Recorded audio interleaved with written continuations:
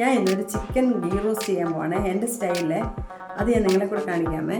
ഞാൻ ചിക്കൻ്റെ ബോൺലെസ് പീസാണ് എടുത്തേക്കുന്നത്. അതൊന്ന് ഞാൻ ചെറിയ പീസായിട്ടൊന്ന് കട്ട് ചെയ്യാം. കുറച്ച് ഉപ്പിട്ടു, ഒരു 5-6 ഡ്രോപ്പ് നാരങ്ങ നീര്, ഇഞ്ചിയും വെളുത്തുള്ളിയും കൂടെ അരച്ചത്, ഇത്രയും വറ്റൽമുളക് ഞാൻ എടുത്തിട്ടുണ്ട്. ഒരു 3-4-5 വറ്റൽമുളകുണ്ട്, കുറച്ച് മല്ലി, കുറച്ച് കുരുമുളക്, ചെറിയ ഒരു പീസ് പട്ട, ഒരു 2 ഏലക്ക. ഇത് ഇത്രയും നന്നായിട്ടൊന്ന് ചൂടാക്കി. അയ്യോ, ഞാൻ മറന്നുപോയി കേട്ടോ, പെരുംജീരകം ഇടണം. ഒരു കുറച്ച് ഇത്രയും പെരുംജീരകം. നന്നായിട്ട് ഒരു ഇച്ചിരി ബ്രൗൺ കളർ ആകുന്നത് വരെ ഒന്ന് വറക്കാമേ. ഇത് നന്നായിട്ട് വറുത്തിട്ടുണ്ട്, നന്നായിരിക്കുന്നു. അത് ഞാൻ ജാറിലോട്ട് ഇടുവാണ്.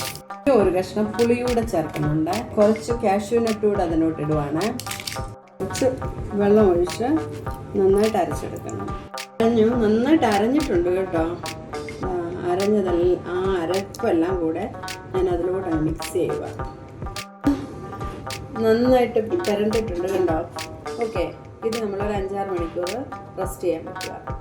അതിനിടെ ഒരു പാത്രം വെച്ച് ഇത്ര നമ്മുടെ ഇഷ്ടത്തിനാണ്. ഞാനൊരു 2 സ്പൂൺ നെയ്യേ ഒഴിക്കുന്നുള്ളൂ. നമുക്കിപ്പോൾ ഇത് 2 പോരാ, കുറച്ചുകൂടെ വേണമെന്നുണ്ടെങ്കിൽ അത് ഒഴിക്കാം. നെയ്യ് നന്നായിട്ട് ചൂടായേ കണ്ടോ. നെയ്യ് ചൂടായി. അതിനകത്തോട്ട് മാരിനേറ്റ് ചെയ്ത് വെച്ചിരുന്ന ചിക്കൻ ഞാൻ ഇടുവാണ്. കുറച്ച് ബ്രൗൺ ഷുഗർ കൂടെ അതിലോട്ടിട്ട് അത് നന്നായിട്ടൊന്ന് മിക്സ് ചെയ്യുവാണ്. ഞാൻ ഇളക്കി. ഇനി ഞാനത് അടച്ചു വെക്കുവാണ്. നന്നായിട്ട് വെന്ത് വരുന്നുണ്ട്, ഇടയ്ക്കൊന്ന് ഇളക്കി കൊടുക്കണേ. ഇത് കറക്റ്റായേ. ഈ പരുവം നമ്മുടെ ചിക്കൻ റെഡിയായേ. നമ്മുടെ ഗീ റോസ്റ്റ് നല്ല മണമുണ്ട് കേട്ടോ. ഗീയുടെയൊക്കെ നല്ല മണം, മസാലയെല്ലാം ചേർന്ന്. ഞാനൊന്ന് ജസ്റ്റ് ടേസ്റ്റ് നോക്കാം.